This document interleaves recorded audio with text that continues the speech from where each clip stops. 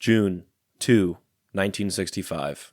Dearest Suzie, this is going to be a short letter because I am beat tonight. We had another 9-hour day today, but we didn't accomplish an awful lot. I don't know how we could owe that car lot any more money, but I guess you might as well pay it and be done with it. I guarantee you that the next car we buy will be a new one. No more used car problems. I finally got your shirts tonight, and if anything happens, I will get them in the mail tomorrow morning. I just wish you could get them before I call you, but I doubt that you will. Also, I doubt if Brian's will fit. My tailor used the measurements you sent, he said, but it doesn't look right to me. Anyway, I hope they fit. And at first, when I saw yours, I blew my stack, but he told me that women's clothes are always just the opposite of a man's.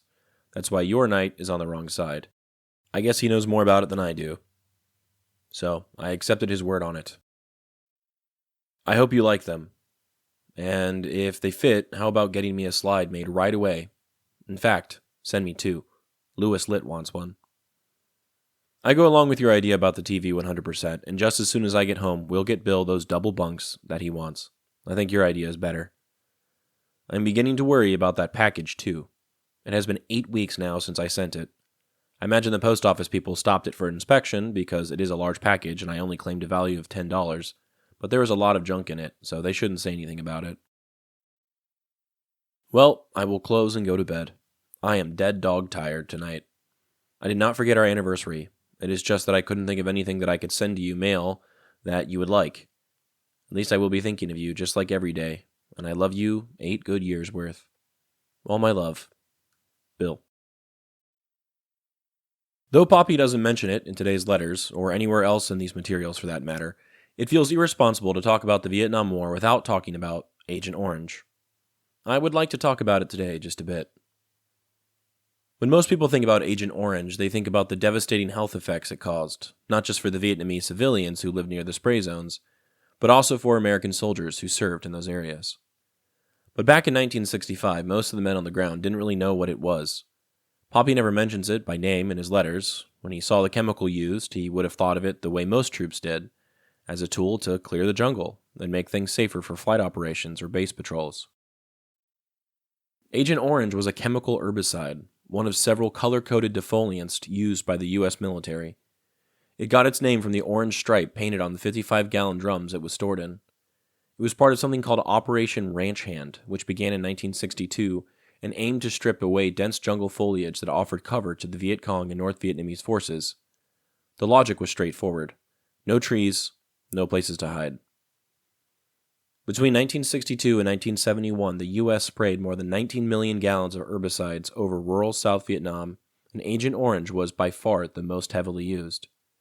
Planes, helicopters, trucks, and even handheld sprayers misted it across fields, forests, rivers, and villages.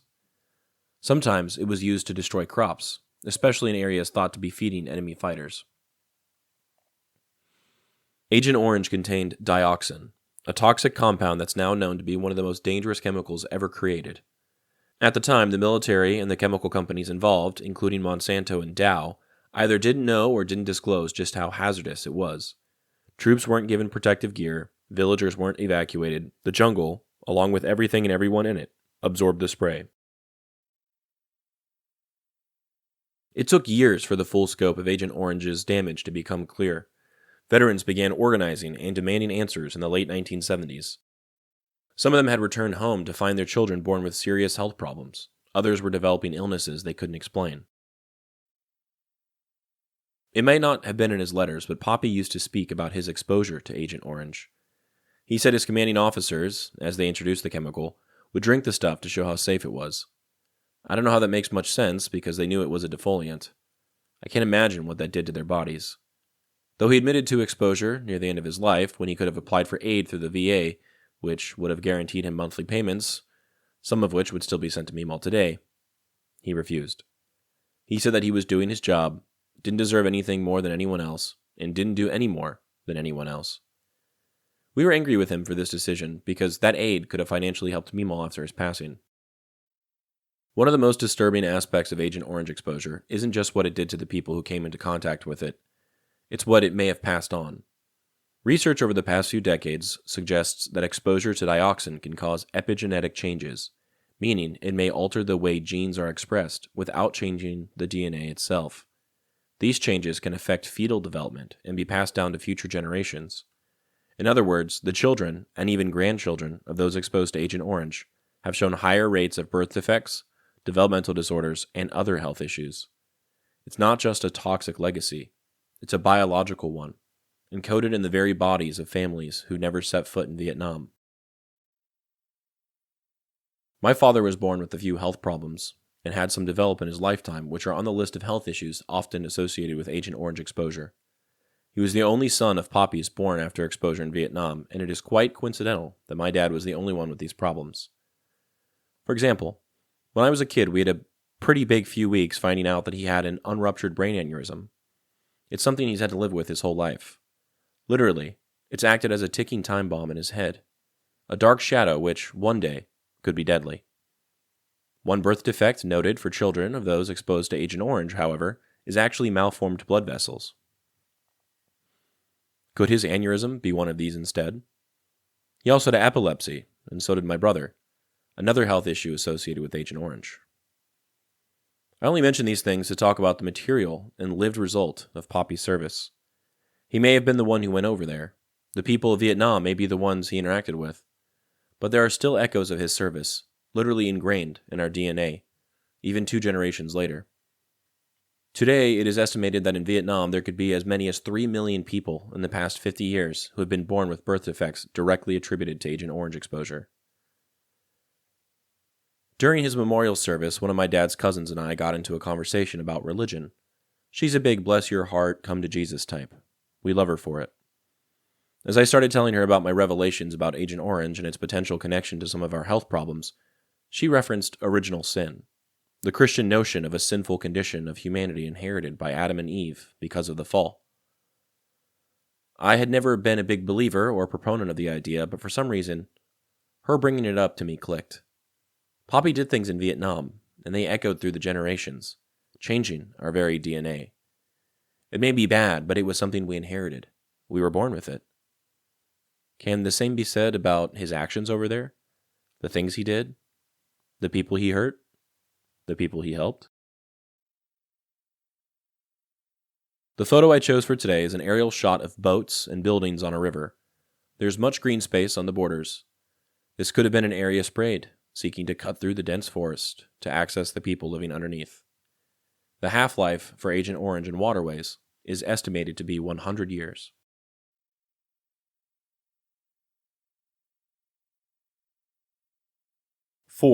June 65. Dearest Suzie, got your letter today and I was happy to hear that you all are okay. How can I say anything about you not writing every day when I don't do it myself? Fair is fair. I can imagine how hard it is to find something to write every day. I enjoy getting them, but as long as I hear from you about every other day, I'm happy. Glad you like that material. I thought it was real pretty. And I'm glad that Robison got one of those silk pictures. I always thought a lot of him. In fact, if I had thought of it, I would have sent him one. How did Laverne like hers? This has been a busy week for us. I guess it is better that way because this week has just flown by. Tomorrow is R&R day for me, and I will be glad to get away from here for a while. Also, if nothing happens, I will be going to Nha Trang on the 16th for 7 days, and all I'm going to do is lay on the beach for 7 days. I don't mind the crabs. I want you to do one favor for me, and it will be kind of hard to do, but I can't do it over here. Get a copy of Life magazine from May 28th. You won't be able to buy it. You will have to find someone who has a copy of it. When you do find a copy, cut out page 23 and save it for me. It is titled, In Search of a Vietnam Hero. It is about a very good friend, and I was right over him when he was killed. And I want a copy of this article for my souvenirs. Do you still have your short timers calendar? You can start using it on the 16th of this month. Everything is the same over here. We are staying pretty busy. I love you all and miss you very much. All my love. Bill. After reading this letter over a year ago, I immediately ordered the exact Life magazine Popi asked me all to buy. I knew she wouldn't have kept it. I did find the exact article he mentioned. That's one of my favorite parts of this project. finding other things that I can use to connect directly to Popi's letters and his service, which always excites me. These things, like the magazine or the Bob Hope specials, almost feel like an extension of his archive, things which act as primary sources and can only add to the story. It reads as follows. In Search of a Vietnam Hero. The View from Here. Loudon Wainwright.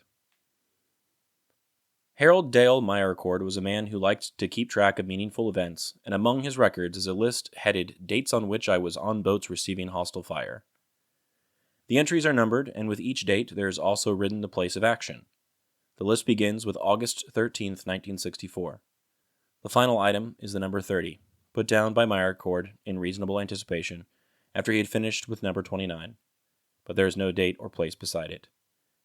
To complete the record, it should read March 16th, on a canal in the Duc Ton district of the Vietnamese Delta, and the hostile fire Meyercord drew there that day that killed him. Except that he died in it. The action was not extraordinary.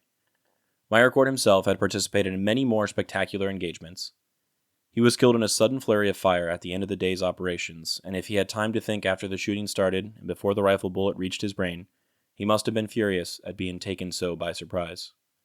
For if anything can be said with certainty of Lieutenant Dale Meyercord, USNR, it is that he knew precisely where to expect trouble and was usually ready for it. The word aggressive, in fact, is the one most often used by Meyercord's colleagues in their efforts to describe him, and it is always offered as the highest form of compliment. In their view, though they probably would not use the term, Dale Meyercord was a hero. The true proportions of heroes have always held a deep fascination for me, and when I first heard about Meyercord, I wondered what a search beyond and beneath the formal accounts of his gallantry would reveal.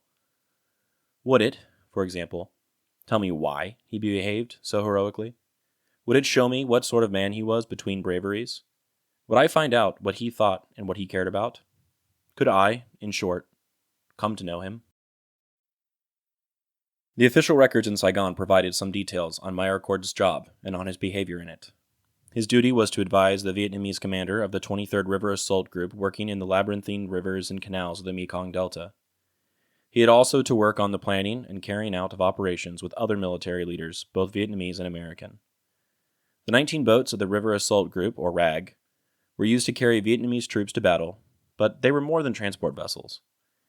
Varying in length, from 60 to 35 feet, they carried substantial firepower, mortars, 40 and 20 millimeter guns, 50 and 30 caliber machine guns. When they lined up and brought all these weapons to bear, they became a murderous force. If Meyercord was aggressive, his counterpart, the Vietnamese RAG skipper, Nguyen Van Hoa, suited him exactly. The two men plotted constantly for action, and when they weren't carrying troops on an operation, they patrolled the waterways on the lookout for pockets of Viet Cong. On days when nothing was going on with the boats, Meyercord went to the airfield near his base at Vinh Long and flew in observation missions in small reconnaissance planes or armed helicopters. From these trips, many of which drew fire as the choppers swooped down as low as 50 feet, Meyercord increased his knowledge of the area and kept his charts up to date. His superiors recalled that he was 27, was married, had a wife and small daughter living in St. Louis, and that he had served on a destroyer before coming to Vietnam. There was better documentation of some of his actions. On one occasion, last November, his RAG landed troops, then got well ahead of them in a canal so narrow that it was impossible for the boats with the heaviest guns to come up and fire. When the other boats began to draw sniper fire, Meyercord scouted ahead on foot, found that the canal was blocked and that the Viet Cong were waiting in force. Under heavy fire, he set up a command post, called for and directed artillery, summoned airstrikes, and when friendly troops caught up with him, he directed them too in routing the Viet Cong. Another time, when one of the RAG boats was damaged and 2 Vietnamese sailors were wounded, Meyercord left his own boat, took another to the vessel where that wounded man were, gave them first aid, and then got back to his boat. All this time in the middle of a firefight. On a third occasion, his RAG guns could not be fired because friendly troops were in the way. Meyercord ordered the boats to back down the canal. Where the Vietnamese troops saw this, they thought the operation was being cancelled and began a quick retreat themselves. Then suddenly, Meyercord ordered the boats ahead, past the troops, and now, with a clear field of fire, he opened up with all the guns he had. The battle was won. Dale Meyercord's own log and reports are entirely matter-of-fact, even in some places laconic. "I don't wear a helmet or flak vest," he wrote at one time. "My preparations consist of setting my carbine on auto and loading it with a clip and tracers. These I will use to direct fire. After he'd picked up an enemy flag in the field one day, he wrote, "The flag I can use for trade goods to obtain more weapons or other desired items." After his Jeep went off the road one day when a landmine exploded just ahead, he said of it, "Examination showed that several muscles and tendons were injured." He could be sharply critical when he did not like the way things were going, and he is said of one American officer whose performance didn't suit him, "An advisor that is overly cautious and places needless stumbling blocks in an operation is a handicap," and he must have been laughing at himself when he wrote, "While jumping from the boat to the pier with my gear, the pier collapsed and I ended up in the Mekong. This presented an excellent opportunity to test my waterproof watch and equipment. It all worked when I got ashore and tested it." From men in Saigon, I learned a bit more about Dale Meyercord. "I could see right away that this was a ruddy, gung-ho individual," said his boss, Captain W.H. Hardcastle, Jr. "He seemed to have maturity and confidence in himself." I learned that Meyercord's radio code name was Hornblower. He used to talk about his Delta experience a lot, a friend recalled. Sometimes even too much. He told about it in such detail a person might think he was bragging, but why should a brave man be modest and charming? He was fascinated by the whole thing. When he tried to explain to you one of his eyeball-to-eyeball moments, you could see he was exhilarated by it. A snapshot told me that only Meyercord was blonde, and lean, and not tall. I flew to Vinh Long to meet more of Meyercord's friends. It is only 45 minutes by helicopter from Saigon, but the trip takes one into an entirely different world. The ugly little war in Vietnam seems suddenly much more personal, and the chopper pilot only slows his blades to let his passengers off. The town and the bases there are secure enough, but the VC are active in the countryside, immediately surrounding it, and precautions against enemy marksmanship, like bringing aircraft into the tiny field at a rate of descent so sharp that a landing seems virtually a controlled crash, are entirely called for. This had been Dale Meyercord's town for the last 8 months of his life. He had died in a canal just a few kilometers up the road, and it was the right place to come. "He spent a lot of time with us out here," said Captain Clarence Boyle, pilot and section leader for the small spotter and observation planes used in the area. Everybody here at the field had a lot of respect for him. The VC respected him too. They knew all about him and his iron boats. Somebody tried to change his call sign from Hornblower to something else, but he just wouldn't answer from that boat when we gave him the new call, and he had to go back to Hornblower.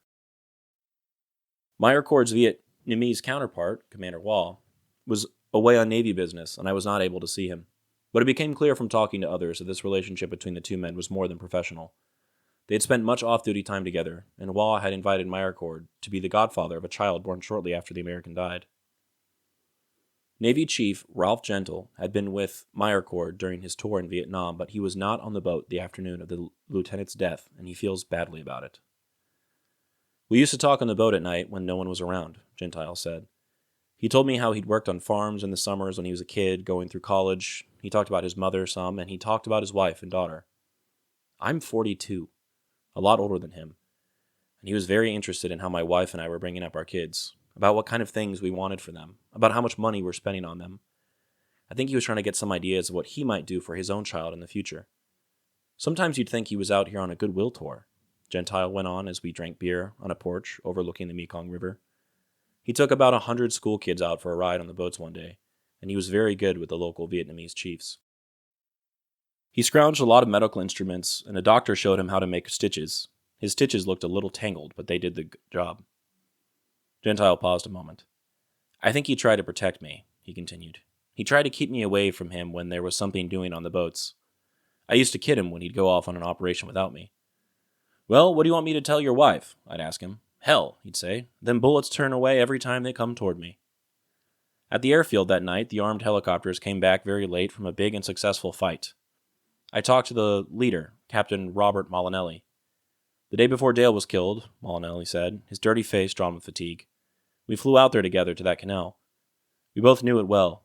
Dale was one of the few people we could work in real close to and not scare him or his troops. Those rockets make a hell of a noise. Woof when they go, crack when they break the sound barrier, boom when they hit." Molinelli took a sip of his iced drink. "I was 10 feet above his head that day," he went on. "As a matter of fact, I tried to shoot for him, but he told me to go away. I told him to get his fanny out of the open. Just a little later, somebody called and told me Hornblower had been hit.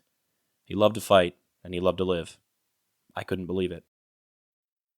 Army Captain James Snooks III was observing the operation from Meyercord's boat the day he was killed. Snooks, a Navy chief named Eugene Barney, and Meyercord were on the open deck of the lead vessel when it went slowly around a curve and nosed in toward the bank. Meyercord, apparently not expecting anything, was seated with his back up against the windshield of the boat when the firing started.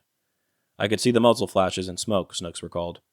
We were receiving fire from 3 positions, quite close, 30 to 40 yards. I was down on the deck now, and the firing with the carbine, and Barney was shooting the shotgun. Meyercord may have been shooting too, but I wasn't looking at him. I heard him say, "I'm hit!" Barney reached up to pull him down, got hit himself, and Meyercord got hit again. Barney said, "Lieutenant Meyercord is dead." I looked, and then he was right. I also talked to Major Oscar Paget Jr., senior advisor to a Vietnamese infantry regiment. He worked with Meyercord on many operations. His contribution was high as any I've ever seen, Paget said. If you send one of the best over here, you're going to lose the best. He was often working from an exposed position because he could report enemy strengths and weaknesses to us better that way, and he set a great example for the men. If he found out that I had been in operation with his bunch wasn't in on, he'd be knocking at the door. "Why can't I go?" he'd say. "There are canals down there I know better than anybody else." He was a pretty smart lad. He liked to laugh and lie and kid me about how he was furnishing the ammunition for the army. Paget paused and frowned in his recollection. "I didn't really like that hat, though," he said.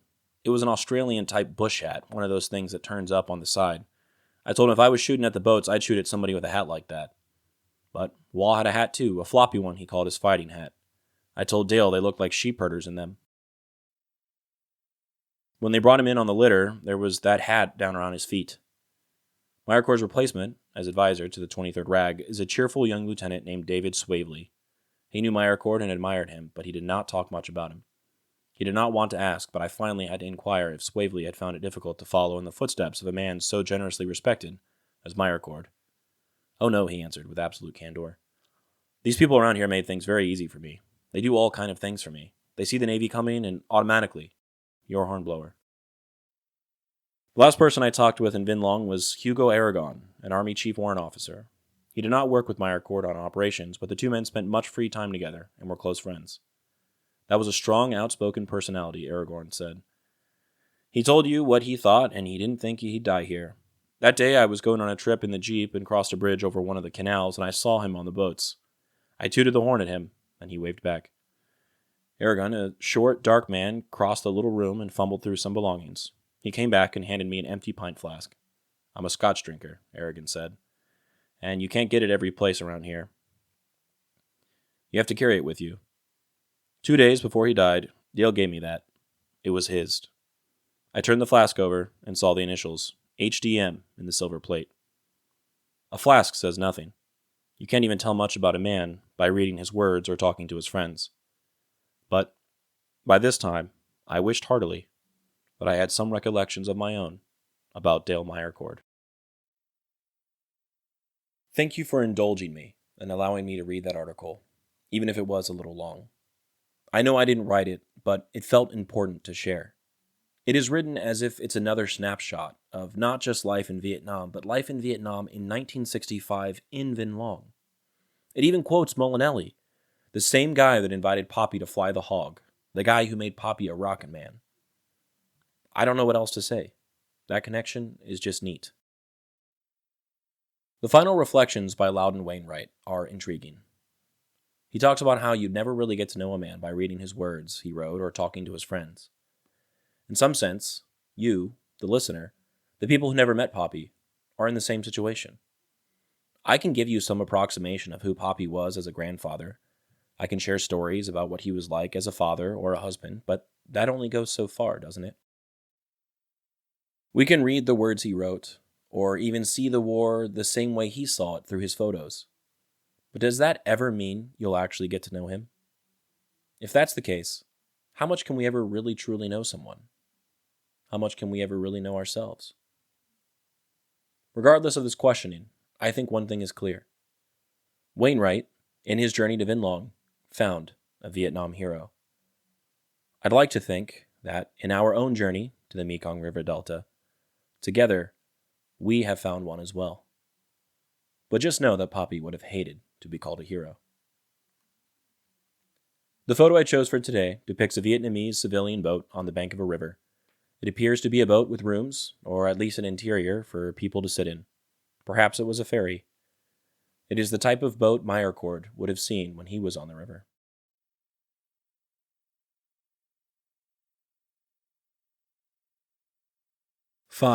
June 65. Dearest Suzie, today is Saturday, and I should be going on R&R tonight. I have a lot of things to do on this trip. I want to call you, visit the zoo again to get some pictures, and get to the PX and quartermaster. Each one of these things required just about a day, because it is so hard to get around in Saigon. I am not going to Nha Trang. I found out this morning that the only way you can get that free 7 days is to go to Bangkok or Hong Kong. If you stay in Vietnam, it costs leave time, so I'm not going anywhere. We will spend a week at Daytona with the money I save. Yesterday, after I wrote to you, we got called out for a mission and flew until 11 o'clock last night. There was a USO show here last night too, and we missed it. Martha Ray was here. They say the show was pretty good. Anyway, when we got in, she was in the officers' club getting soused on straight vodka. This morning, I found out that they had a party that lasted till 2 o'clock, and she was the life of the party. Anyway, I missed everything. Why does it worry you to hear of the trouble in Da Nang? That is 400 miles from here. Well, I will close for now. I love you all very much, and I am still counting the days. It won't be long now. Time you go to New Jersey and back, I will be short. All my love, Bill. To supplement today's letter, I'd like to reference an article from Stars and Stripes. When I was given the opportunity to do some research at the Library of Congress, this was one of the things that I found. Given Popi's materials and the stories he told, this particular article really stuck with me. It is titled, Elephant Hunting? Try a Helicopter. It was published on August 30th of 1965 and reads as follows. Vinh Long, Vietnam. Hunting elephants no longer means long days spent in the jungle following trails or the fear of being attacked by wild beasts. If you go modern, get a helicopter. The Army's 114th Aviation Battalion's Cobra platoon on temporary duty from Vinh Long to Hue was on a reconnaissance mission 10 miles south of Cam Lo when 24-year-old Chief Warrant Officer Tony Cosimano of Jamestown, New York, spotted an elephant in the foothills. Orders are to shoot all elephants in that area because they are used by the Viet Cong as pack animals. So Specialist 4 John Murphy, the 20-year-old gunner, brought the elephant down with 6 shots from his machine gun. The pilot, Captain Robert F. Molinelli, 32, Pocatello, Idaho, then contacted nearby Montagnards who badly needed fresh meat and flew them to the location. 4 men were brought in as security guards and 7 to do the cutting. Several copter trips were required to carry the thousands of pounds of meat to the waiting villages. The Montagnard village at Cam Lo was built only a short while ago and was very short of food. The local village chief allotted 240 pounds of rice for a feast. This is the greatest event in our village in many years, he said. The tusks? They were given to the 114th as a souvenir. Once again, in this article, we hear another connection to Popi's service, or Popi's letters. We hear Molinelli, Cosimano, we hear 114th. Of course, this was written after Popi left, but close enough to his service for it to count. After reading this and considering all I knew about Popi, I couldn't help but be reminded of George Orwell's Shooting an Elephant. If you haven't read it, I suggest you do. Next episode, I will be sharing a piece of fiction that I wrote, inspired by all of these things, titled Shooting an Elephant in Vietnam. The photo I chose for today is taken from the inside of a helicopter. In the foreground is a soldier with his weapon. In the background, there is another helicopter also touched down in a rice paddy. There are a few soldiers on the ground around them.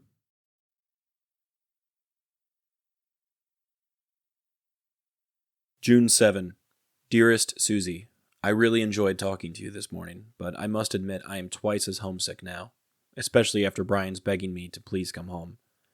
That got me right where it hurts. After I talked to you, I went back to the villa intending to get a nap since I got up at 5 o'clock. When I got there, our Saigon officer was waiting for me. I had to pack immediately and return to Vinh Long so I could pack up and move to Da Nang. So, here I am. All packed and ready to go. My platoon moved out early this morning. I will meet them in Da Nang tomorrow. I have no idea what is going on, but we were told that we would be up there for 30 days. About our bonds. I guess they never got my request to change it.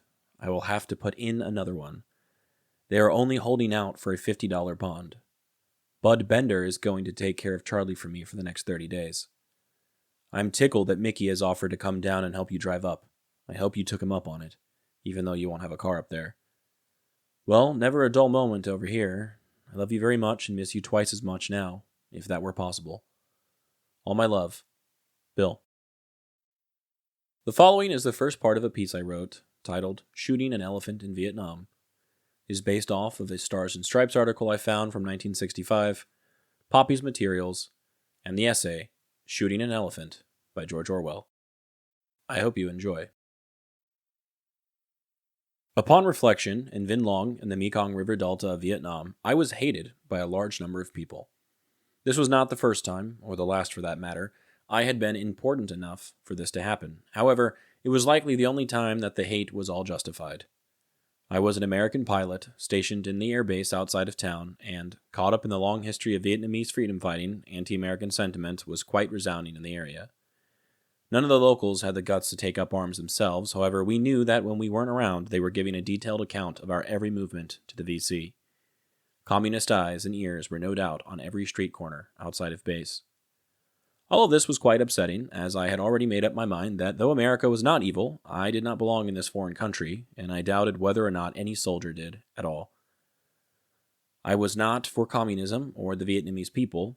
I simply believed that the lives of all people, but mainly Americans, were more important.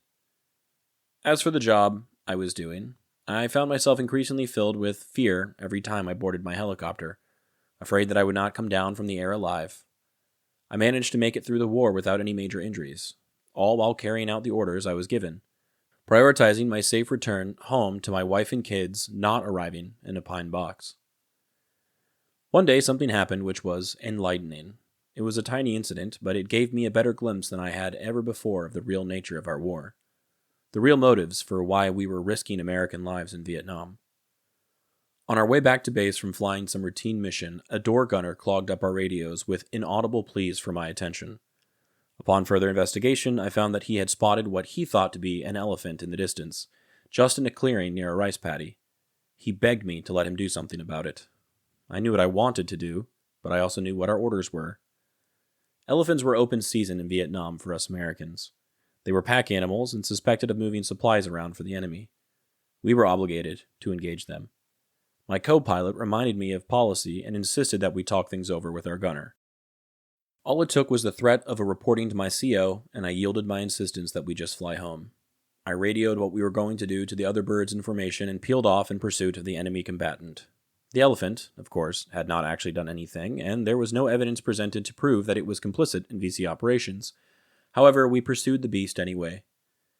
As it turned from a fuzzy gray blob to what I knew elephants to look like, I was reminded of my recent trip to Saigon. While on R&R, a few buddies of mine thought it would be fun to visit the zoo, which, in their defense, was popularly frequented by American GIs. This zoo had a small elephant, and this particular specimen was in a tiny pen that seemed much too constrictive for quite a large mammal. I remember thinking that it was oddly charismatic for something that lived such a terrible life. Like always, I had my camera on hand and snapped quick shots of other animals or the school children that ran around on field trips, but concentrated primarily on the playful pachyderm and the way it made the children smile. How, I asked myself, how could life go on so regularly here when things are so hectic, not a whole 2-hour flight away from here? The zoo's elephant was expressive, but I remembered his eyes most. I knew not what he was thinking, but I knew something was going on behind that trunk. Piercing static feedback interrupted my thoughts as my door gunner snorted over the comms. Turn to the right a bit so I can get a good line of sight, and don't get too low. I don't want you scaring off this Charlie. We can't let him get back into the trees. I did what I was asked, and within moments the M60 roared to life. My co-pilot screamed in approval, fueled by adrenaline and testosterone, but I felt so alone, since no one at base or in the nearby village really knew what we were doing. Elephants were important to most natives in this country. I had seen a few statues of them in temples I visited since they were an essential part of Vietnam's cultural heritage, and, according to our intel, also crucial to maintaining VC supply lines. But where were the natives now? And why could they not fire up a few warning shots letting us know that their soldiers are not to be trifled with so easily? I obviously had no intention of shooting the elephant. I did not know how killing such a thing would help us to defend ourselves, but I let the gunner do what he was supposed to do. It was a serious matter to shoot a working elephant, I'm sure. If the intel proved true, comparable to destroying a jeep or a tank, and obviously had we not been in a war, we would not have done it. From the air, and at a distance, peacefully chewing on some grass, the elephant looked no more dangerous than a cow. I turned my head from the action, knowing I did not need to watch. Just as soon as it began, the shooting ended. The M60 was muzzled, and my gunner bragged about his heroic triumph over the radio. "What now?" I asked my co-pilot. "I'll radio base," he replied. "See if the mess hall could use some extra protein. Lord knows I'm tired of sea rations. Worst comes to worst, we can take the meat to the village. You know they're always begging for food." I looked down to see the elephant laying on its side, almost appearing to have red polka dots all over its body. The thick blood was gushing from its sides like red velvet and began pooling, eventually running downhill into the paddy. I wondered if it would stain the rice. Maybe not, I responded to myself. After all, the blood of other VC doesn't seem to. I put the bird down just next to the carcass and allowed the gunner to jump off and confirm the kill, much to his excitement. I was thankful that I had forgotten my camera in my bunk that day. I didn't know how I could have told him no if he asked me to take his picture with his trophy. As I jumped to the ground, I routinely scanned the tree line for any sign of the enemy, but the eyes of the elephant ensnared me. I could not look away. They were open. They were expressive. Just like the elephant I had seen just weeks before. The sad existence in the zoo didn't seem so bad after all. That elephant would never have to worry about strafing from foreign combatants. The gunner immediately began dressing the animal. We may have been thousands of miles away from home and carving up something foreign, but a farm boy always somehow knew the best way to field dress a carcass. With the help of the co-pilot, he made quick work of the body, and by the time he was done, we got word back from the base that we did not need the meat. We were told that it would be best if we gave it to the village as an act of gory philanthropy. My guys asked me to help load everything on the Huey, but I insisted on maintaining the perimeter, even if I did only have my .45 on me. I knew I'd have enough work on my hands when we got back to base, and I had to wash away all the blood from the inside and outside of the chopper. I always ended up having to do that myself anyway. The photo I chose for today is an elephant in a zoo. It could be the Saigon or the Bangkok Zoo. He almost looks like he's smiling.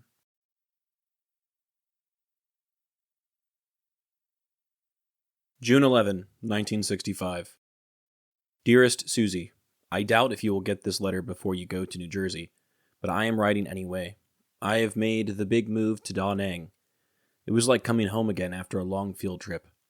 Most of the people that I knew before are still here, so we had a big get-together night before last. I haven't flown since I got up here. All our ships are down for maintenance right now. I'm sure that our mail will be fouled up for a while. They say they are going to get mail up here twice a week, but I don't believe them. Also, they say that this is to be a 30-day trip, but I don't believe that either.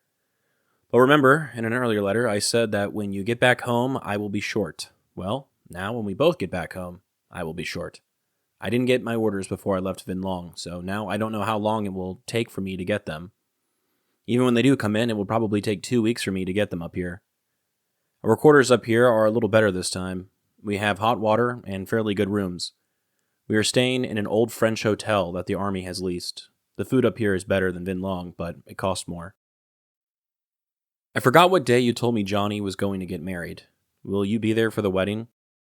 Give him my congratulations, I guess. I suppose the boys are looking forward to the trip to New Jersey, and just hope they don't give you a lot of trouble on the way up. Also, if you aren't gone by the time this letter gets home, have a good trip and happy anniversary. I haven't forgotten, if that's any consolation to you. Say hello to your folks for me when you get home. I love you all and miss you very much. Kiss the boys for me. All my love, Bill. The following is the second part of a piece I wrote titled Shooting an Elephant in Vietnam. It is based off a Stars and Stripes article I found from 1965, Popi's materials, and the essay Shooting an Elephant by George Orwell. I hope you enjoy. When we touched down in the village, we were greeted by a large crowd which seemed to grow by the minute. We landed in a cow pasture, just outside of the main thoroughfare, and people began blocking the roads on either side. I looked at the sea of yellow faces above the garish clothes, their faces all seemingly happy and excited over this gift, but also almost surprised that an elephant had actually been shot. As my guys transferred the meat to a wooden cart, the villagers watched us as they would watch a conjurer about to form a trick. Who knew if they liked us, but with the meat in our hands, we were interesting enough to watch. Children surrounded us with hands out, almost as if asking to pet the damn thing, and I had but a few pieces of chocolate on me that I handed out with vigor. What else was I to do to help those kids? The older ones stood in the back of the crowd and simply smiled and laughed. If I didn't know better, I would have sworn the laughter was almost uncomfortable. But we were always assured by the village elders that the children loved us for saving them from the communists. What did I really care what was true? After we finished, the village elders insisted that we take the tusks as a gift for our generosity. We knew we could not refuse and loaded them back onto the copter. Before we started up and flew away, my co-pilot looked at me with his longing eyes. "Sir, there are 3 of us and only 2 tusks. Obviously someone's going to have to go home empty-handed." "The guy who bagged the thing certainly deserves one, and so does the guy who held the bird steady. It's yours." My stomach sank at the thought of bringing home the big stick of ivory and hanging it above a mantel. "It's yours, and that's an order," I replied. Before I knew it, we were back in the air, the villagers down below waving goodbye to us as we flew away. It was at that moment, as I sat there clutching the yoke, that I first grasped the hollowness and futility of America's dominion in the East. Here we were, American men with our guns and helicopters, flying away from a timid native crowd. In our minds, we were angels of freedom coming from the sky, but in reality, we were only an absurd group of puppets pushed to and fro by the will of men on the radio, doing everything they can to make the yellow faces on the ground submit. I realized at that moment that when America turns tyrant, it is its own freedom that it destroys, because through its rule it attempts to suppress evil native forces, which actually believe us Americans to be destructive imperialists, and in every interaction, us soldiers do nothing more than what everyone expects of us. The voices on the radio expect us to follow orders and protocols to free the country of the Reds, while the villagers on the ground expect us to do things like shoot elephants, then come down from the sky and present them with the meat. "Here is what we think of your heritage and beloved animals. Be thankful that we allow you to eat it so we don't make you starve," they must think. We do nothing more than act the way that we are expected to act. The expectations, however, always at odds with one another. We committed to shooting the elephant when we boarded the Huey that morning. To come all that way from America, load ourselves up onto a helicopter that cost millions, strap a machine gun to its side, commit to fighting the VC, and then to not shoot an elephant when we saw one. No, that was impossible. The VC would know that we did not have control, that we were not in power, and our time in Vietnam, all of America's time in Vietnam, was one long struggle to maintain control. If we lost control here, the voices on the radio must have been afraid of losing control all across the world and could not let that happen. But I did not want to shoot the elephant. I watched him walk about the rice paddy, not much different than the one that had brought me joy just weeks before. It seemed to me that it would be murder to shoot him, even if he somehow helped the VC. I was not squeamish about killing animals, or men for that matter, but I had never shot an elephant and realized I never wanted to. When we landed back at the base, there were endless discussions about the shooting of the elephant. My CO was elated since it was a win-win-win. We killed a VC, the village got some meat, and his boys got to keep a token to remember Vietnam fondly by. A few days later, some boys from Stars and Stripes came by to ask about what happened, but I simply referred them to my gunner and co-pilot. They always had more to say anyway. I tried my best to forget the elephant and the look in its eyes and managed to do so by the time I left Vietnam, but that was really only because that memory was replaced by even more gruesome images. I was first reminded of the poor thing when I returned home. The trip back to Florida was long and tiring, but I was relieved to walk through my front door and hug my family. My wife and 2 oldest sons greeted me on the front stoop with big hugs and many I love yous. My youngest ran to us when he realized Daddy did actually come home and his older brothers weren't just telling lies again. He was clutching his favorite toy as he came from his room, a stuffed blue elephant with stunningly expressive but inanimate eyes. "Hey there, Brett," I said as I lifted him into the air and grabbed him tight. "How about we go to the store and get you one of those new G.I. Joe dolls to play with?" The photo I chose for today is a statue of an elephant. It looks like it's at a temple or a shrine. It is hard to tell. Regardless, it feels like it's in a place of importance.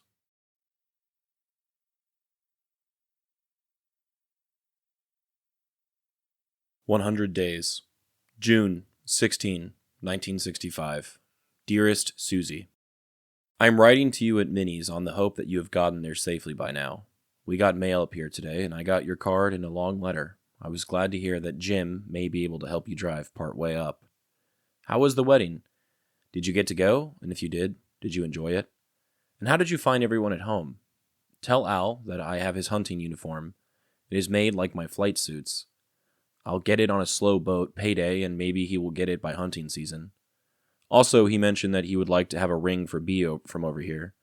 So, if you will find out what he wants and how much he wants to spend for it and send me her ring size, I will be glad to get it and send it along. I have had myself a nasty cold since I got to Da Nang. In fact, it is the first one I've had since I got over here, I think. Anyway, I have sure felt rotten the last couple of days. I've been flying every day because we are so short on pilots, but there were a couple of days when I shouldn't have been. I called Vinh Long tonight and found out that we have lost another good pilot. One of the captains that came over with us was killed today down there. Tell me why, if you can, that I sent you that nice, easy-to-use camera, and you have had it over a month, and I still don't have one slide from you. Answer me that. One other thing. Please let me know if you can get by on your check next month. If so, I would like to keep the check that I get. If you can't, then I can send it to you with no problems. But I want to send my hold baggage next month, and there are still a few things I want to get. And this Da Nang trip has put me in a bind, too. But this time, it is not poker, I'm happy to say. I haven't played a hand of poker in about 4 months. In answer to your question about Sandy.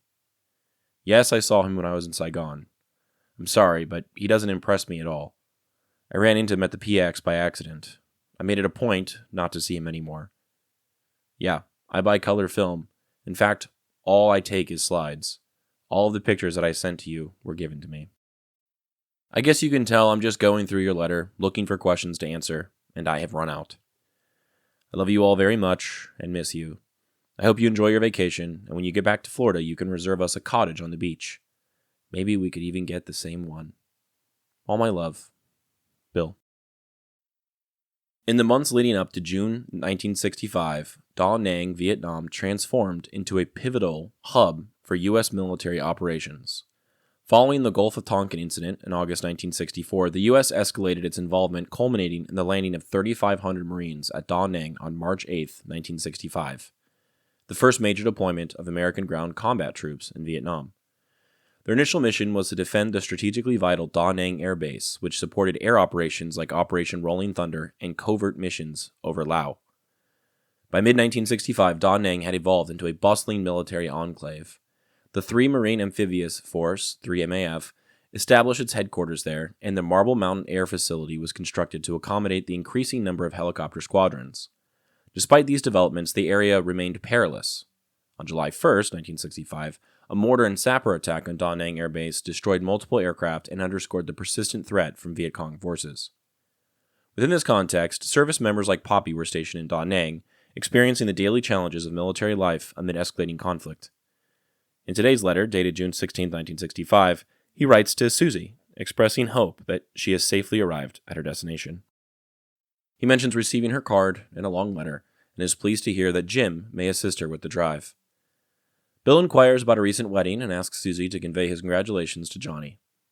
He also discusses sending a hunting uniform to Al and procuring a ring for B, requesting details on her preferences and ring size. He notes that he has been battling a nasty cold since arriving in Da Nang, the first since his deployment, but continues to fly daily missions due to a shortage of pilots. He shares the somber news of a fellow pilot's death in Vinh Long, reflecting the constant dangers faced by servicemen. Expressing mild frustration, he teases Suzie about not receiving any slides from the camera he sent over a month ago. Financially, Popi discusses the possibility of retaining his next paycheck to cover expenses related to his Da Nang assignment and sending his hold baggage, assuring Suzie that he can send the funds if she needs them. He also mentions encountering Sandy in Saigon, but was unimpressed and chose not to pursue further contact. Concluding his letter, Popi sends his love to Suzie and their children, expressing his longing for them and the hope of reserving a beach cottage upon their reunion. This correspondence provides a personal glimpse into the life of a serviceman during a critical period in Da Nang's military history, highlighting both the operational developments and the human experiences amid the Vietnam War. The photo I chose for today shows a helicopter hovering just above the ground. Behind it is a sign for what I assume is some municipality, as well as some South Vietnamese flags on flagpoles.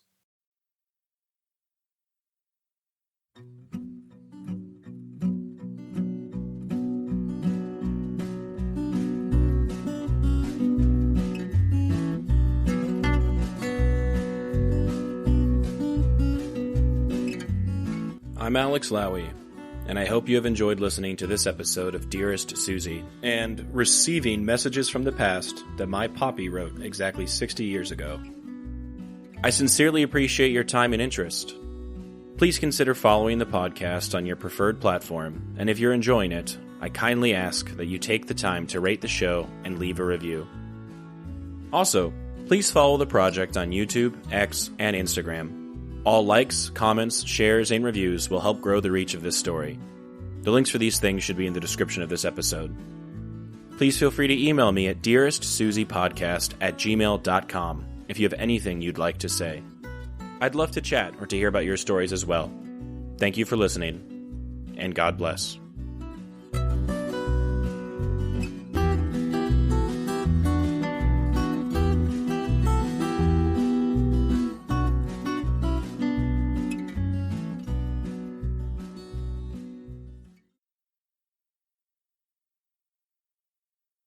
June 24, 1965.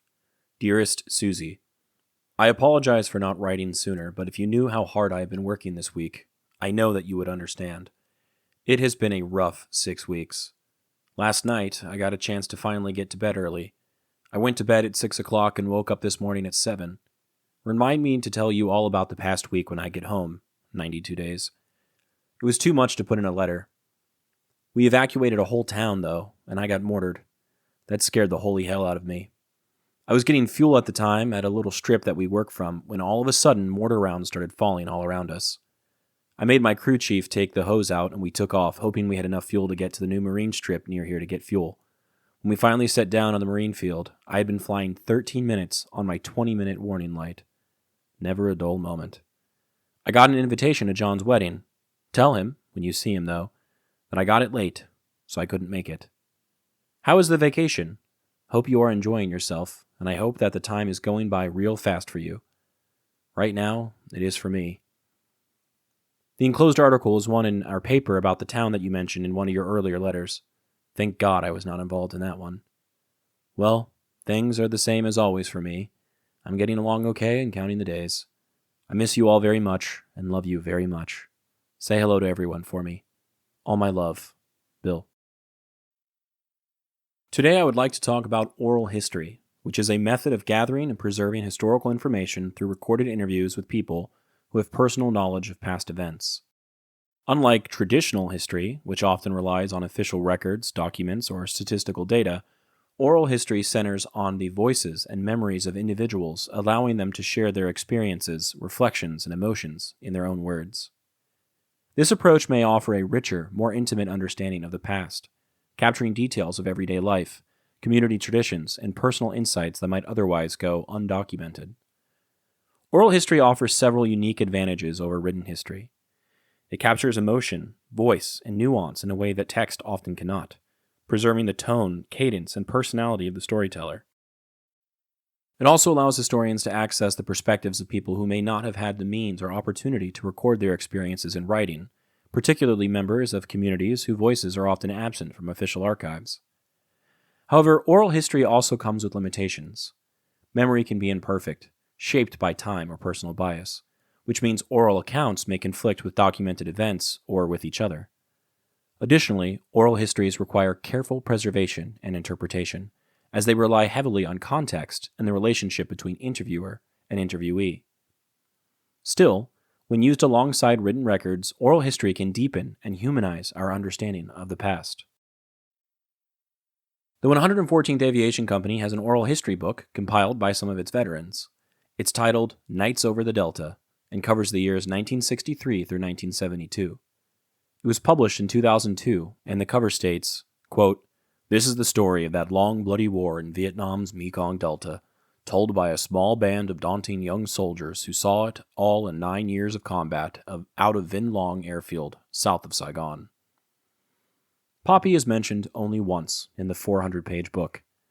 There's a quick quote by Chief Warrant II, Carl Hess, where it is said that in 1964, quote, "It was Bill Lowe's first mission with the Cobras, and he was flying with Cobra Lead and the Hog, 48 2.75-inch rockets and no machine guns.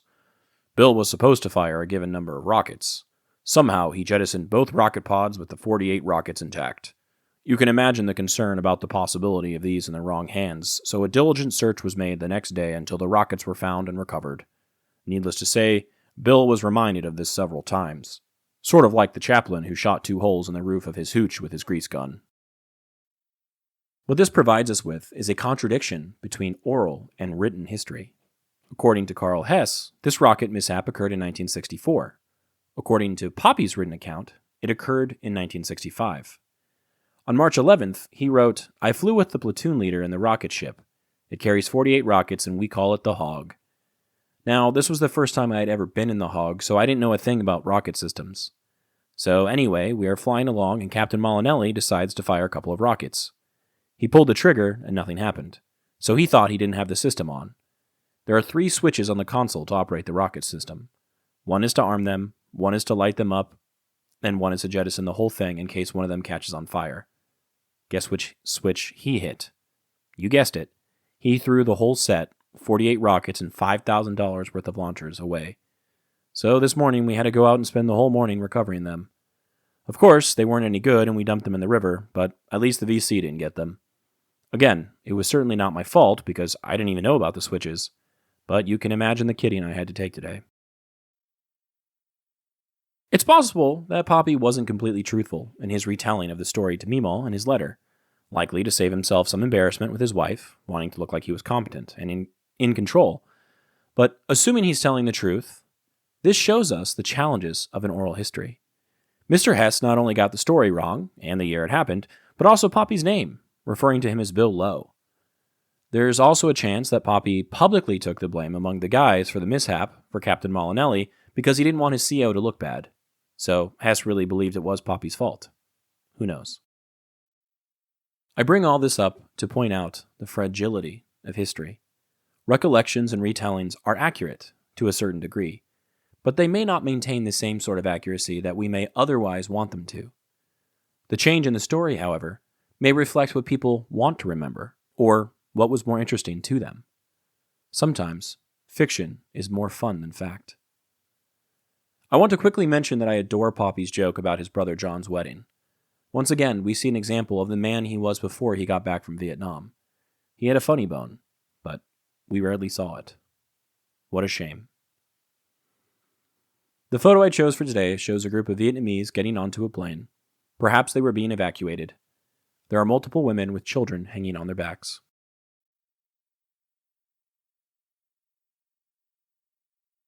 June 27. USO, a home away from home. Dearest Suzie, how about a letter with a built-in commercial? I have paper, but I happened to be over at the USO and decided to use theirs. We have a pretty good USO here in Da Nang. They have a library, movie, cafe, and usually a pinochle game going on, so we spend most of our free time here. We haven't done anything since I wrote you last. All our ships are down for maintenance, and it looks like they will be down for a while. We were hoping to go home about the 5th of July, but I have my doubts about it. The colonel who runs things up here told us last night that he likes our work and wants to keep us at least another month. None of us had guts enough to tell him that all we want is to get back to Vinh Long. And I will be glad to get back. Mail and laundry are a real problem up here. I haven't gotten any mail now in a week. I still don't know if you got home all right. I'm assuming that you did and that no news is good news. We still don't have our orders yet. I hate to be a pessimist, but I can only think of one reason why we don't have them. I'm afraid that they are going to send a blanket order over here, sending all of us to this new air assault division being formed at Benin. That division is supposed to be operational by September. How are you and the boys enjoying your vacation? How is Minnie getting along now that you are up there? Have you visited your mother yet? I still want some slides or pictures of you and the boys. Well, there is no more news. We are just sitting around existing right now, which is fine with me. I love you and miss you very much. Sincerely, Bill. P.S. I was going to use 2 USO envelopes, but they are so cheap they don't even put glue on them. The Young Men's Christian Associations, the National Catholic Community Service, the National Jewish Welfare Board, the Young Women's Christian Association, the Salvation Army, the National Travelers Aid Association, supported primarily through United Fund's Community Chest and American Overseas Campaign. If you can't tell, today's letter was written on paper supplied by the USO, the United Service Organization, better known as the USO, has stood by U.S. service members for over 8 decades, offering moral support, entertainment, and connection across wars and eras.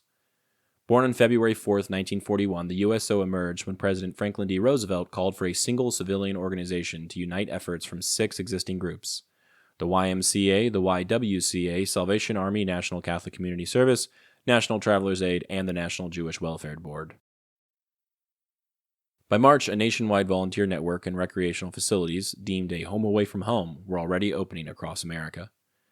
Within months of the attack on Pearl Harbor, the USO was on the move. USO canteens popped up in churches, dance halls, even railway stations and barns, wherever military personnel were stationed. These hubs offered coffee, donuts, letter-writing spaces, dance evenings, snacks, and, in time, hot meals. More importantly, they provided a sense of home, companionship, and sanity for soldiers separated from loved ones. Additionally, the USO is perhaps best known for its camp shows and live entertainment touring deep into war zones. Between October 1941 and 1947, over 400,000 performances were held across 3,000 clubs, featuring Hollywood icons from Frank Sinatra and Bob Hope to Marilyn Monroe and Judy Garland. These performances reached American troops even abroad. Bob Hope performed in Normandy just weeks after D-Day, and USO entertainers routinely went to the front lines in Europe, the Pacific, and North Africa. By war's end, the USO had served 160 million troops through nearly 300,000 performances and over 1,000 daily shows worldwide. After the war, the USO briefly disbanded in 1947, its mission deemed complete. But its legacy endured. When the Korean War erupted in 1950, the USO was swiftly reactivated. By 1953, it operated hundreds of centers and performed thousands of shows for U.S. forces and wounded soldiers in Korea and Japan. During the Vietnam War, the USO maintained a visible presence even before combat troops arrived. The first Saigon USO club opened in April 1963, serving as a gathering spot well before major escalation. By 1965, there were at least 23 clubs across Vietnam and Thailand offering hot showers, calling cards, film processing, and hospitality staffed by civilian volunteers. Mostly women, who brought a touch of normalcy amid the conflict. Stars like John Wayne, Sammy Davis Jr., Martha Raye, and Anne Margaret performed thousands of shows in-country with Bob Hope, bringing the first USO Christmas show to Vietnam in 1964, as previously discussed. Through subsequent conflicts in the Middle East, Desert Storm, Iraqi Freedom, and Enduring Freedom, the USO again adapted and expanded opening centers in Saudi Arabia, Kuwait, Qatar, Iraq, and Afghanistan. Their services included care packages, resilience programs for military families, and connectivity initiatives like free phone calls and internet access. Today, the USO operates over 200 centers in 27 U.S. states and 13 countries worldwide. It continues its essential programs, from airport lounges and USO to-go kits to spouse networking, baby showers, and the Bob Hope Legacy Reading Program. These efforts aim to support every stage of a military journey, from welcome to deployment to homecoming. While the USO is Congress-chartered, it remains a nonprofit, relying heavily on volunteers, over 30,000 every year, plus private donations to sustain its mission. Its enduring credibility rests on a simple but profound promise: to strengthen the well-being of service members and their families. That promise has been kept since 1941, and through countless changes in warfare and society, remains central to its mission. What is perhaps most exciting about this letter is Popi's passing mention of the new Air Assault Division being formed at Benin. That division would soon become the 1st Cavalry Division, Air Mobile, officially activated on July 1st, 1965. Formed from the 11th Air Assault Division and the 2nd Infantry Division and the existing 1st Cavalry Division stationed in Korea, this new unit represented a dramatic shift in military doctrine. By September 1965, the division deployed to Vietnam, bringing with it over 400 helicopters and a new way of fighting that would define much of the war's tactical landscape. This division is best known for its affiliation with Lieutenant Colonel Hal Moore, the author of We Were Soldiers Once and Young, and the man who Mel Gibson depicted in the film We Were Soldiers. In November of 1965, Moore and the 7th Cavalry Regiment of the 1st Cav engaged in the Battle of the Ia Drang Valley. Members of the 114th were some of the people who consulted Moore and other people in leadership about their experiences with helicopters and helped develop the tactics that would later become standard practice. Had he stayed in the service, there is a chance that Popi could have been sent to advise the new division. Though that's a cool connection to history, I'm sure Popi was happy he didn't get involved with Moore and his heroics. The photo I chose for today features Martha Raye after a USO show. Martha Raye was a beloved American comedian, singer, and actress who became a USO icon during World War II, Korea, and Vietnam. Known affectionately as Colonel Maggie by the troops, she performed tirelessly for American service members, often going into combat zones to boost morale with her bold humor and brassy charm. In Vietnam, she toured bases and field hospitals, sometimes staying for weeks at a time, and became known for her deep commitment to the troops. Martha Raye is buried at Fort Bragg, North Carolina, in the Post Cemetery, which is typically reserved for military personnel. She received this rare honor due to her exceptional service to the U.S. military as a civilian. She was even given an honorary Green Beret and the title of Honorary Lieutenant Colonel in the U.S. Army Special Forces. Her grave marker reads, Maggie, a proud American patriot.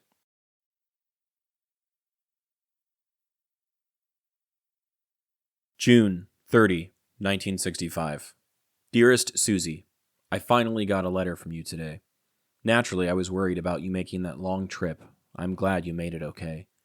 I'll bet you really had a time with Brian and Brett on the trip. We really have it rough up here this time. We've been starting out at 0500 every day this week and working until after dark. I am really pooped. I'll be glad to get back to Vinh Long. And it looks now like we will be going home about the 7th of July. Then maybe things will slack off a little. I hate to make this a short letter, but I am about asleep on my feet. One thing, though, before I close. You can stop worrying about that trailer moving bill. They took it out of my pay this month. It was $22.15, so that is out of the way now. I'm going to close for now. Nothing exciting happening anyway. The heat up here is driving me nuts. I love you and miss you. Kiss the boys for me and have a good vacation. All my love, Bill. I have previously mentioned the eulogy my dad gave for Popi at his celebration of life. He agreed to let me share it. I will be reading it today. For a guy who prides himself on never reading and not doing much writing, I think he did a pretty good job. I'm not going to give much context on the things he writes here. If you've been following along, you will get it. Or, if you're my dad listening to this, thanks for being so supportive of this project. His eulogy reads as follows. His shoes. My dad always said, never judge a person until you walk a mile in their shoes. His shoes took him all over the world, from the dusty dairy farms of South Georgia and Central Florida to the skies over North Carolina. From mock battlefields in Germany, where he captured Elvis in a war game exercise, to the airfields of Vietnam. From the west coast of Africa to a courtroom in New Guinea, he certainly walked an amazing journey. William Pryor Lowy was born on March 16, 1937, in Abbeville, Georgia, to William O'Dale and Effie Elizabeth Lowy. He was the oldest of 7 children. He married Susan Rose Lutzko in 1957 and was the father of 4 sons. He finally broke the Shirley bonds of earth for the last time on September 14, 2012. Dad was a very intelligent and ambitious person. My aunt and uncle told me he always had a great sense of adventure and he wanted to see the world. Well, he did. Dad quit high school to join the Army to help support the family and see the world. While in the Army, he earned his jump certification as part of the 82nd Airborne Division in 1955. He earned the rank of E7 at the youngest age in peacetime. He served with great honor, dedication, and distinction as a helicopter pilot as part of the 114th Aviation Company in Vietnam from October of 1964 to October of 1965, where he earned several accommodations of merit while in a combat zone. After Vietnam, he finished his enlistment as an instructor pilot. After the Army, he sprayed orange groves all over Florida for citrus helicopters and winter garden. From 1973 until 1984, he flew helicopters off of fishing boats for star-kissed tuna. This journey took him all over the world. He tried different things between fishing trips. He bought a boat and wanted to start a commercial fishing company in Florida, but that never worked out. He bought a tanning salon for Mom, which she ran for years and finally sold. He flew helicopters briefly in Houston, but always ended up back on the tuna boat. After the years fishing, he worked hard and earned his ocean vessel pilot's license, which meant that he could pilot any ocean-going vessel in the world. He finally gave up fishing and flying after he experienced a tail rotor failure that forced an emergency landing in the middle of the night on a moonless night. He told me that all he could think of as he was going down was that he was going to die this way after everything that he had been through in Vietnam. When he walked off the plane that brought him home from that trip, he never flew again, as a pilot or passenger. When he decided to give up fishing, he started a janitorial service, which he had for a number of years. He also worked as a dock manager for Ivy's department store. His last job was as a supervisor for the Florida Turnpike toll system. He and Mom enjoyed spending time at the Hard Rock in Tampa. He and my mom finally retired to McRae, Georgia, just as he always talked about wanting to do. He often spoke of wanting to tell Molly his story. Unfortunately, they were never able to get together when he wanted to talk or when Molly could get away from her hectic schedule of being mom to 2 young boys. I never really understood what he meant by his story. I knew that he was a decorated pilot in Vietnam. I knew that he was a paratrooper in the 82nd Airborne. I knew that he sprayed orange groves and helped Bell Helicopters develop different equipment and techniques to help the citrus industry. I knew that he had his appendix removed in Liberia in an operating room that had to have animals shoot out before the surgery. I watched as he almost died from the infection that occurred after the operation and the poor care in Africa. I received the phone call from the State Department and saw the story on the world news that he had been arrested in Papua New Guinea for fishing in illegal waters. We kept up with his time in jail and the trial through the nightly news, the State Department, occasional phone calls, and the occasional letter with local news clippings that he would send us. I knew that he drank a lot. I knew it sucked not having him to be a dad. I knew that he wasn't there when I needed fatherly advice and guidance. I knew that it really pissed me off when he would be able to come to one of my baseball games but couldn't stay for the whole game because he had to get home because it was time for the evening for a drink. I knew that when I was younger, I would get really excited when he came home, but as I got older, he would come home and try to be dad only to leave again, and it just got to the point that I didn't care if he came home or not. When he did come home, it was worse than him not being there.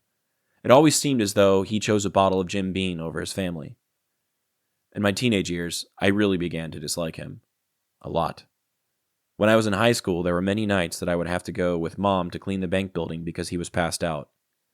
He always picked nights that I didn't have to work at my job in the grocery store and nights when I had a hot date. When I graduated from high school, I lived at home for about another year to help out with bills and his business. I finally moved out one morning after he and I had a fight that he didn't remember the next day. There were a lot of those, but this one was it. I don't even remember what it was about. After 40 years of drinking himself to sleep every night, we finally were able to get him on a path to sobriety because of a medication mix-up that almost killed him. I swear that guy had 9 lives. The time he spent in the hospital was very enlightening to say the least. Our family members would take turns sitting with him in the hospital as he recovered. He would drift in and out of sleep and would often wake briefly and have flashbacks to his time in Vietnam. Molly and I watched him try to wash blood and body parts out of his helicopter. He asked me to fill the buckets up with water. There were no buckets. He had me close his door one day because he didn't want the kids in his room. There were no kids at the door. The following years that he was sober proved that he was a different person, more like the person that Mom said he was before he went to Vietnam. A little distant, but different. He was a good and loving and supportive grandfather. We definitely had a better relationship later in his life. He once complimented me on the type of father that I was to my boys. He couldn't believe that I was the way that I was with them since I didn't have a good role model. I told him that he was a good role model to me of what not to be. I also told him that I tried to be the type of dad I wished I had when I was growing up. Again, his story. What could he tell us that we didn't already know? Well, as it turns out, there was plenty. He didn't graduate from high school, but did earn his GED in the Army. He definitely knew the value of a good education. He started out flying heavy lift helicopters, transferred to troop transport, and finished in gunships. He served with the 114th Aviation Company for 1 year in Vietnam. He earned 19 meritorious Air Service medals, a Bronze Star, a Cross of Gallantry, as well as several South Vietnamese medals in their defense. He told me that when he enlisted originally, he wanted to retire from the Army. When his reenlistment came up after Vietnam, he was told that he would have to serve one more tour in Vietnam, and he would be promoted. He told me that he chose not to re-up because he knew that if he went back to Vietnam, he would not make it home alive. As I got older, he began to talk a little more about his time in Vietnam. I don't know if it was because he thought he was protecting us from the horrors of war that he experienced or if time had made it easier to talk about. He was born in 1937 and was 8 years old when World War II ended. He watched as the brave men and women of the greatest generation came home from war to ticker tape parades and treated as heroes. That instilled a great sense of pride and patriotism in him that helped shape his desire to serve the country as a warrior. He told me how disillusioned he was when he came home from Vietnam. He said that when he walked through the airport in San Francisco, he was spit on and called a baby killer by a bunch of snowflakes, my words, not his, I cleaned it up, that probably still lived with their parents, let alone witness their friends dying in front of them. In 1991, Mom, Molly, Brett, and I attended Dad's first air group reunion with him at Fort Rucker, since they all served together so many years before. It was a humbling experience to be there with him and meet some of the men that he served with in Vietnam. There were a lot of handshakes, hugs, and tears for their brothers that didn't come home with them. I think it was the first time that I ever saw Dad show any emotion. There was one guy that approached him that Dad didn't seem real interested in talking to, which was kind of odd considering all the people that he introduced us to. He was actually kind of rude to the guy. When the guy walked away, Dad explained that many years ago they had a disagreement over a mission that they had just returned from. The gunships were doing rocket and machine gun passes over a VC village. When it was Dad's time to make a pass, a woman reached down and held a baby up in front of her. Dad pulled out of formation. He said he just couldn't do it. When they returned to the base, the guy that Dad was rude to turned out to be a lieutenant that was leading the mission. The lieutenant got in Dad's face and started screaming at him and threatened to court-martial him for being a coward. The guy kept on yelling until Dad had enough. Dad said he reached into his holster, pulled out his .45, put it to the lieutenant's chin, and said, "I think we are done here," and walked away. No charges were ever filed. When Dad passed away, we started going through all of his papers and awards from Vietnam. For a guy that threw everything away, he saved some pretty amazing things. We all knew that he had taken a lot of pictures in Vietnam. He was quite the photographer. We found a handwritten journal that he kept for the first month that he was in Vietnam. In November of 2021, Mom told us that she found every letter that Dad sent her while he was in Vietnam. Later that month, when we met in Georgia to do the Meemaw swap with Nancy, Alex started reading through some of them. It was like going back in time to hear his words, spoken by Alex, to hear him talking about his terrifying experiences in a war while still trying to be a 27-year-old father and a husband half a world away. We didn't get through all the letters that night, but it was still an enlightening evening. In early December, Alex messaged Molly and wanted us to call him when we were together because he had found another letter that he wanted to read to us. That night, Molly called him and put him on speaker so we could both hear him. Dad started out the letter apologizing to Mom for not writing for the last 2 days. He went on to explain that he had been drunk for the past 2 days because of a mission that he was a part of. The gunships were flying air cover for a squad that went out to find a group of soldiers that were ambushed. Dad thought the area had cleared out of all of Vietnam. He told the captain on the ground that the area was clear and was safe to get out of the armored personnel carrier. When he did, a sniper's bullet hit the captain in the head. The captain turned out to be a good friend of his, as well as the captain that they were trying to save. His words struck my soul. How in the world are you ever the same? As the letter went on, he struggled with the guilt and responsibility for his friend's death that he witnessed. He ended his letter, as he did all of them, telling Mom how much he missed and loved her, and the boys, and how much he wished he was with them. The letter truly had a very unexpected and profound impact on me. At that moment, I truly understood what he meant about not judging anyone until you walk a mile in their shoes. I can't possibly fathom how a person deals with an experience like that one, let alone all of the others. I truly wish he could have shared those experiences with me. I could never fully understand the effect that Vietnam had on him, but maybe I might have been able to understand how he became the person that I knew. He certainly didn't deserve the disdain and disrespect of a selfish teenager that didn't understand why his dad wasn't there for him growing up. I wish I would have known. Maybe I could have been there for him to help him deal with the nightmares that haunted his sleep. I have so many questions I wish I could ask him. Why didn't you tell anyone about your experiences in Vietnam? Were you trying to protect us, or was it too painful to talk about? Did you choose to fish for so long because it was a good way to help you deal with the nightmares? Why did we find a helicopter pilot's license from Costa Rica when you were never in Costa Rica? Why did we find copies of CIA applications in your paperwork? Why did you fly missions into Laos? Why were you flying a helicopter in the middle of a moonless night off the coast of Africa? Why didn't you help me take a walk in your shoes?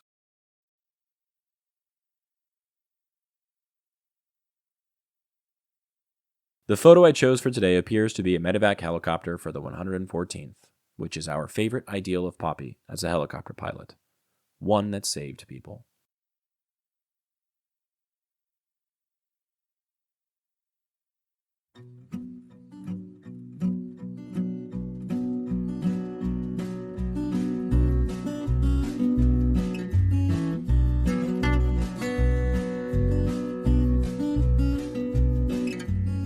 I'm Alex Lowy, and I hope you have enjoyed listening to this episode of Dearest Suzie and receiving messages from the past that my Popi wrote exactly 60 years ago.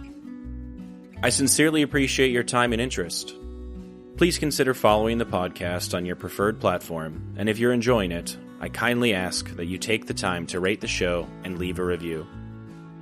Also, please follow the project on YouTube, X, and Instagram. All likes, comments, shares, and reviews will help grow the reach of this story. The links for these things should be in the description of this episode. Please feel free to email me at dearestsuziepodcast@gmail.com if you have anything you'd like to say. I'd love to chat or to hear about your stories as well. Thank you for listening, and God bless.